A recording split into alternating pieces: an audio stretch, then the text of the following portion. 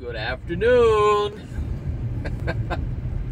All right, so I'm on my way home, and I have some time. I don't know how much time I have, but I have some time. And I was going to do a continuation of the one that I did this morning, which was racism, because of some things that I had left out. And then I was like, I'm going to leave it just the way it is. There's no reason for me to even change it. So I get to talk about Jesus. Every time Jesus comes up, every time I hear Jesus' name, I think of my friend, my online Facebook friend, who's always talking about, lately she's been talking about Jesus. And she made a video, and it was something like, "Can Jesus save you?" And basically her answer was no. No, Jesus can't save you, she says. And I agree with her. But I don't agree with her in the way that she had presented it. Can Jesus save you? No, Jesus cannot save you. Jesus cannot save anyone. If Jesus saved you, then Jesus would be going against your free will that has been given by God. So, or the Creator. And so here, there are some people who claim that Jesus is God. Well, that would mean that Jesus would have been the one that gave you free will, and that Jesus is going to save you by taking away your free will and not allowing you to have the choice to do whatever that was going on in your life, which even brought about the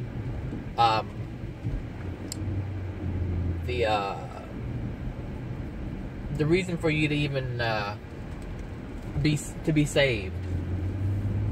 So there you have the answer. No, Jesus cannot save you. However, what Jesus can do is what he has already done.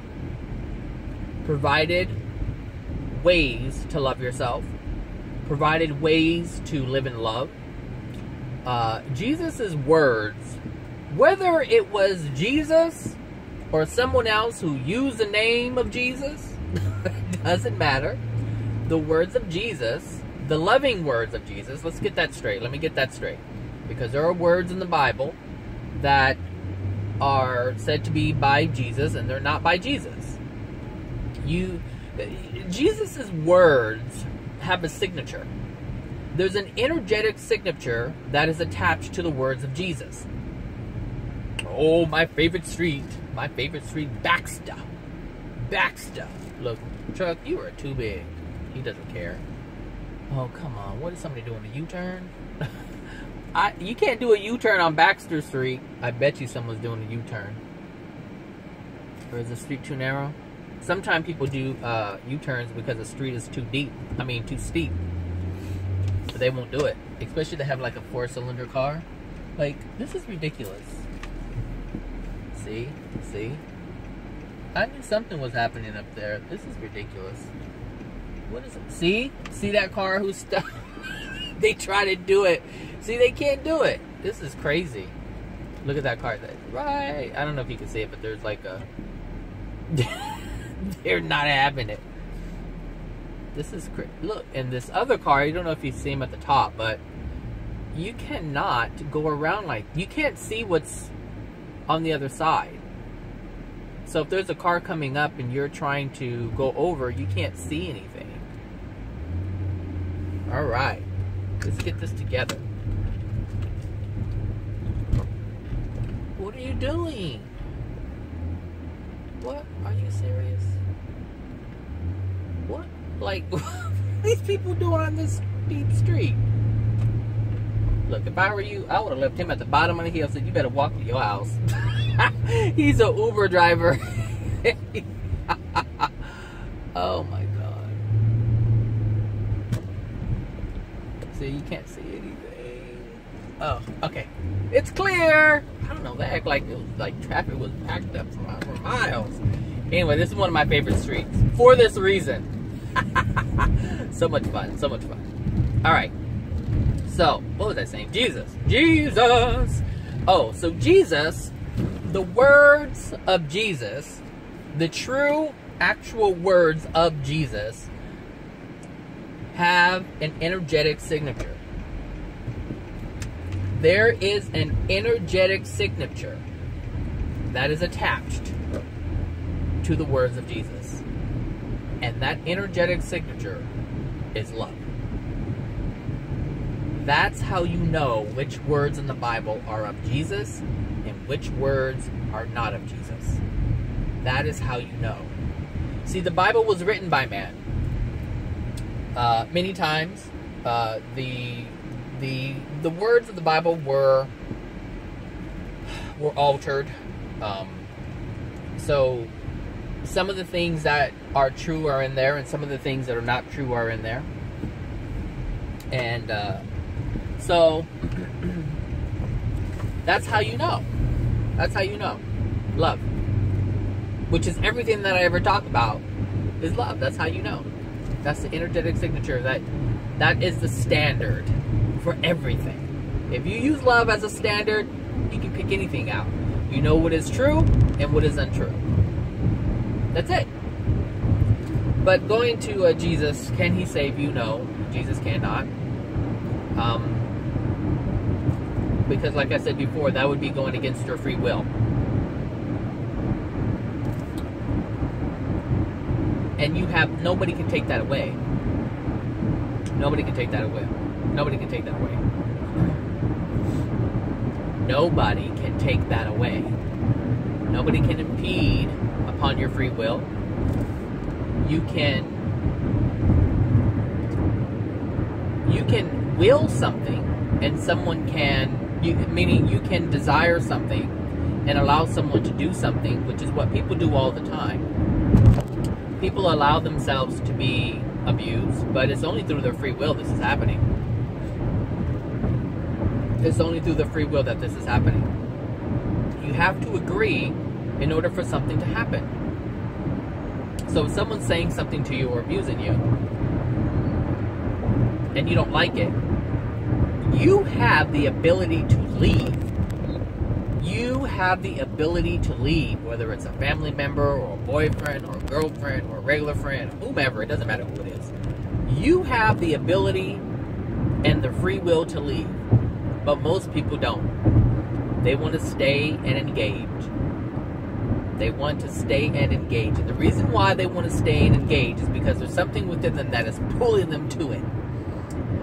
Which goes back to these emotional injuries that you always hear me talking about. I mean, I know I sound like a broken record, but look. There's just no other way around this, people. It's your emotional injuries. And so your emotional injuries are going to dictate your free will. That's it. That's what's going to happen. Until you tell yourself, no, this is no longer going to happen because I'm going to love myself and I don't deserve this kind of abuse. And then you use your free will and you make another decision. You walk away. Bye-bye. That's simple. Bye-bye. Bye-bye. Somebody did this to me today. Like, somebody was, someone has sent me a text. It was today, and I haven't texted this person in like, it was probably, it's been over a month. And so, how did the text go? The text was,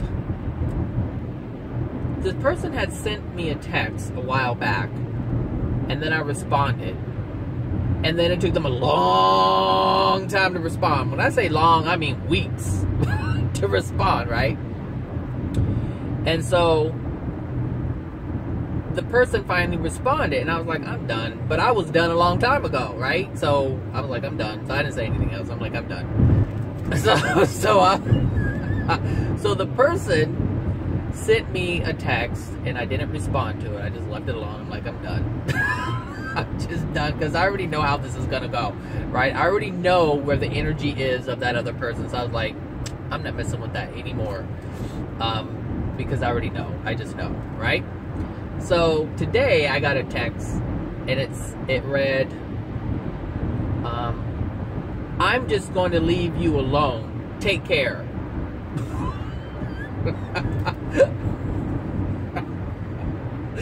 Do you know how funny that was? Because number one, I called it. I I already knew that the energy of the person was already in a place I didn't even want to be involved with, right? So I removed myself from it. I just let it go. So it didn't matter. It was a waste of my time to go through why I didn't want to really be bothered, and then what's wrong with you. Then you have this whole back and forth thing, and I didn't want to go there, right? So when I got the text, and I'm thinking to myself, if you really wanted to leave me alone, you would have sent the text. You would have just left it alone. Like, you would have just went on about your life, right? Just doing your thing. You didn't have to send me a text. But what happened is that person was angry that they didn't get the attention that they thought they should have gotten, right?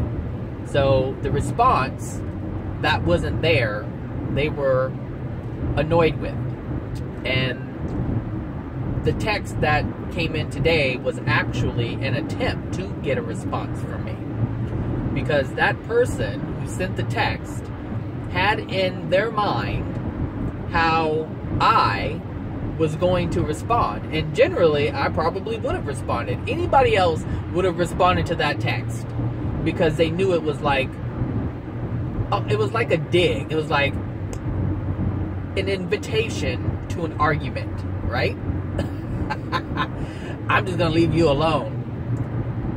So the natural response of someone else generally would have been,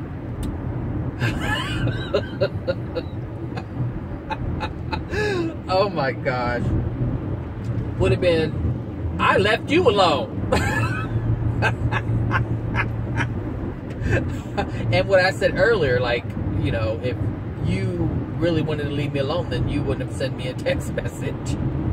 So, understand that how this stuff works. Just understand how it works. But anyway, getting back to Jesus.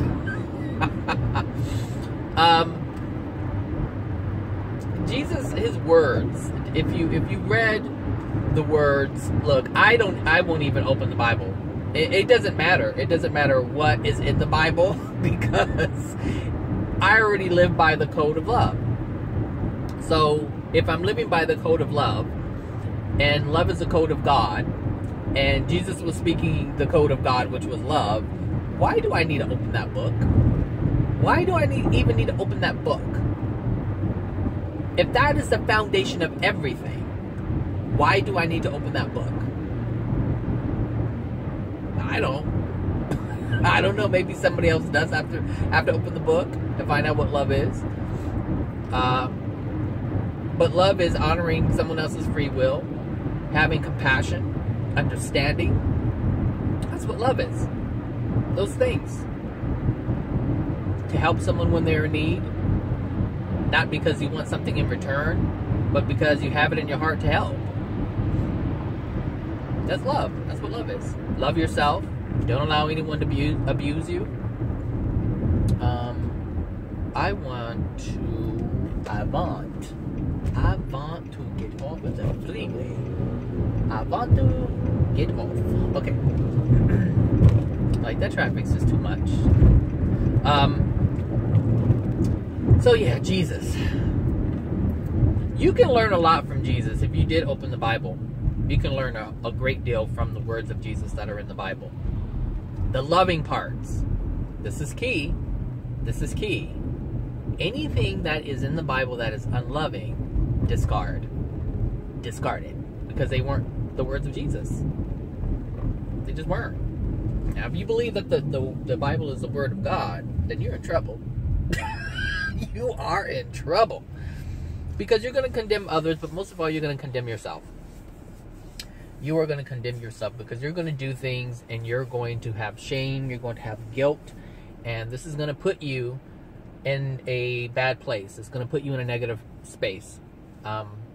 Just think about how you feel when you're guilty. Think about it. When you feel shameful, think about how you feel. Well, you create from that place that you're feeling. That's where you create. That's your focal point. So if you feel you're always wrong, if you feel you were born in sin, ooh, Lord. If you feel you were born in sin, you've already damned yourself from the get-go. How can you possibly get out of that if you say you were born in sin and only one person can save you? Ooh, oh, Lord. Oh my, I'm laughing because I'm picturing this and I'm like, you can't get out of it. You cannot get out of that. If you're using the logic of the Bible, you can't get out of it. There's nothing you can do. So all your power is stripped away. And that was the whole point of the Bible. That was the whole point of the Bible. Wow. That's some heavy stuff. You were born in sin and only one person can save you. There's nothing you can do. You have no power. Wow. No, thank you. No, thank you. I'm good. Let me turn my air conditioner on because my phone may overheat. Oh, I have 16 minutes left on my phone. Okay, so I won't use it all up. But, no, Jesus can't save you. You can save yourself. You can save yourself. Or let me say this. If you want to look at it like this, we can tweak it. We can tweak it for you. We can tweak it for you. If you want to say that Jesus can save you, then what you can say is the words of Jesus can save you. Absolutely. Absolutely. In that regard, absolutely Jesus can save you. By his words of love. Absolutely. But you have to follow the words of Jesus. You have to follow the words of love that Jesus was talking about, that he was sharing through the way. It was called the way because that was the way to God's kingdom. So if God's kingdom is like the house of God and you're God's child, then that means that's the key to get back into the house. Oh my gosh, I'm too much today. With racism and Jesus. Oh my gosh. But yeah, Jesus can save you if you listen to his words. The words of love. Yep. Sure can. So, I guess I don't agree with you after all. My friend. But I do. In the sense of the man actually doing the saving, no. No, absolutely not. But by using the words, absolutely. Absolutely. So, go try it out. Work it out. I mean, nowadays, you don't even have to open the Bible. You can just Google it.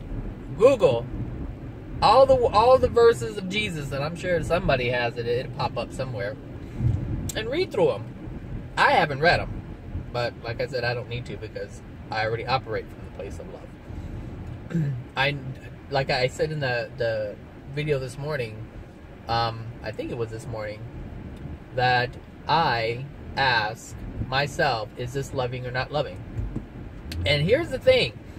People have noticed, they haven't said anything, but they have noticed, I don't know what's going on here, but I'm going. People have noticed that my postings on Facebook have changed. Because generally what I would do, I wouldn't post. So, not too long ago, when I posted on Facebook, 16, 17, I would share. I really wouldn't post anything that came from me. Like, nothing that was original content from myself. Unless it was from, like, my Diamond Soul Hypnosis account. But for the most part, everything was, you know, somebody shared something, I would share it. Somebody shared something or posted something, I would share it. But then I started asking myself, is this loving? And the post was ready to go. Like, I already hit the share button, and I would ask the question, and the answer would be no.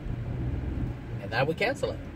And do you know, I mean, it's rare that you even see any kind of sharing on my page. It's just original content for myself. But it's not a share. Because most of the things on Facebook isn't loving. People don't look, they don't see it. And I didn't see it before when I was sharing. I didn't see it. I can admit that. Absolutely. I did not see it. But all kinds of stuff is being shared on Facebook. That's not loving. Jokes left and right. I used to post these, I don't know, is it Australian gags? You know, how these people do these jokes and whatnot. And I would share it. I thought it was funny. But I was operating from a different place and I didn't even know it. I did not know it.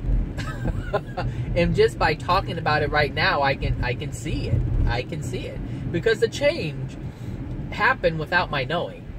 I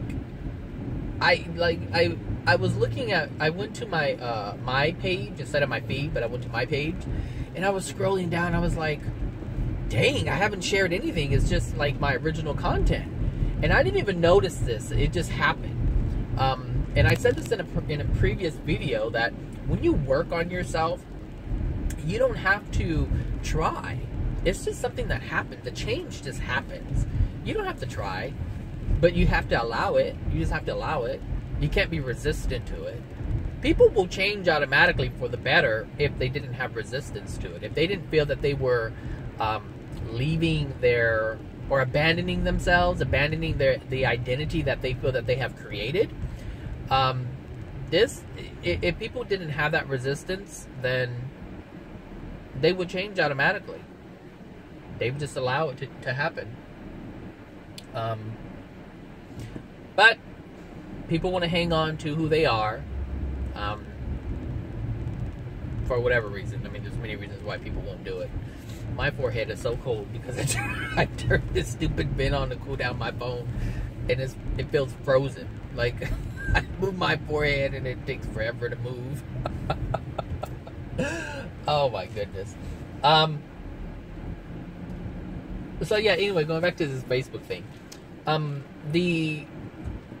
The sharings, they're anything with a joke. Anything that is a joke is basically poking fun at someone.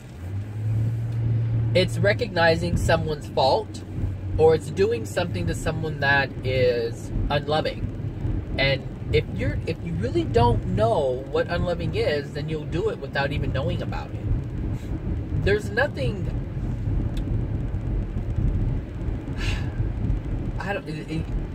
Look, I know since I was there and I was doing it, I know that it's something that you don't recognize and you don't see anything wrong with it.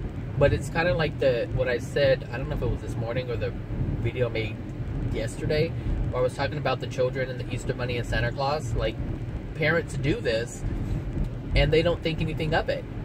Even though it's going to hurt their children later on when they find out that Santa Claus isn't real and that you've been lying to them the whole time. So that breaks, children don't talk about this, but it breaks the bond of trust. There's a bond that's broken. And children don't talk about this. And here's the thing. The adults that experienced it, they don't talk about it either. But they feel it. There's always this question about the parents. Are you telling the truth? Are you serious this time? Last time you said it, see, there's already a break in the bond there. Parents don't see it, but when you're making jokes about someone, it's really at their expense. You're poking fun at something about them that is considered to be a fault. And so this is why I don't share this stuff anymore. I mean, look, the universe doesn't need me to do it because people are doing it all the time. And there's people on my Facebook, on my friends list, you know, who post things, and it's increased. Like, it's like a roller coaster. When I'm watching people and what they post, I can see the content. I can see whether it's loving or unloving, and whether it's, you know, has something to do with consciousness and awareness and love, or if it's talking about other people. or making fun of people at their expense, and it changes, it fluctuates. So I can always tell where people are in their lives and how they feel by their posts. And so when you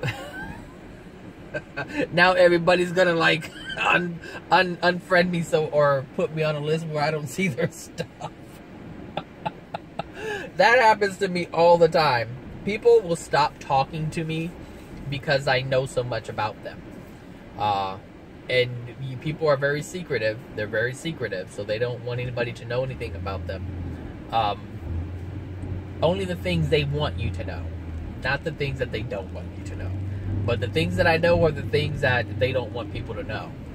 And so sometimes I'll go in deep, and I'm like, blah, blah, blah, X, Y, and Z. And they're like, they just disappear. They disappear. And I have a friend, oh my God, we've been friends for years. Years we've been friends. Kind of like when I first moved here about 14 years ago. So we've known each other about 12, 13 years. And then all of a sudden, like, this was during the time where this person was starting to understand and see things through a different lens, right? So I was, communicating with him and showing him and, pointing some things out. He's like, oh my gosh, this is so cool to see this stuff. And the only way I could really show him was to really tell him about himself. And it was accurate, it was true. But at the same, it's like, on one hand, he was very excited about, having this information to be able to read himself, to know himself better, and to know other people. But on the flip side of that, that meant that I knew things about him. And I swear, this friend disappeared. Nothing on Facebook, no phone calls, no text messages. And we used to go out and eat all the time. We would just go all over the place. We were just like road warriors. And then all of a sudden it stopped. And I remember the last conversation that we had. And it was the most enlightening conversation that we have ever had. And it revealed a lot. But when I revealed that I knew so much about him without him even telling me, that scared him. Because now the things that he was afraid of in terms of other people knowing, it was out. And so now from their perception, or from his perception, I was a threat, because now I knew things about him that he has never spoken about, but yet I knew. So this happens to me all the time. People will like just vanish. I'm used to it now, and I understand. I didn't understand it in the beginning, but I understand it now. And I'm not like butthurt about it or anything, but it is kind of funny because it's life. It is life, and the decisions that we all make. Wow. I mean, it's like, sometimes the things that we do make no sense, but yet they make all the sense in the world, at the time that we're doing them. But, it is what it is. But, no, Jesus can't save you. The man can. But his words can. This video is a mess. I don't even know if I'm going to upload it. But I don't know. I can laugh at myself. So I joke around a lot. Like, I poke fun at myself. I think it's funny. One, because, like, one of the things that I do that is hilarious is I lose my train of thought. Like, if I'm talking and doing one of these videos and I see something, like this morning I saw that house with those windows on it, like, it really, like, captured my attention, then I lost my train of thought. Or whatever, something else comes in and, whatever. But I think it's quite funny. The reason why I think it's funny is because I'm sharp as a tack, first of all. Like, I can zoom in on things, I can figure things out. But when I make, like, I wouldn't call it a mistake, but you'll probably know it as a mistake. When I make mistakes like that, when I'm not as sharp, as alert, that stuff cracks me up, because I know that I'm capable of so much more than that. So when certain things like that happen, I'm like, oh, here we go with the physical limitations again. but my physical limitations, like this whole mental thing that's going on. So I don't know. I just think it's funny. But I laugh every time I make a mistake. I think my friend had even commented on how I laugh at myself. It's funny. One, because I know I'm capable of absolutely anything. Anything I'm capable of doing. It doesn't matter what it is. The question is, do I want to do it? So I know I'm capable. It's not that I feel that I'm incapable. So when I make mistakes like that, it just cracks me up. It cracks me up because I know my ability, my potential. All right. Anyway, look at these beautiful, beautiful, beautiful mountains. All right. So have a wonderful. What day is it? Wednesday. And I will talk to you guys tomorrow. I'm gonna have to think of a subject now since I was messing around with Jesus. Maybe I'll make a real one in the morning and just upload this one as an hour-long blooper or a 30-minute blooper. Anyway, you guys are loved, and I am too. Bye now.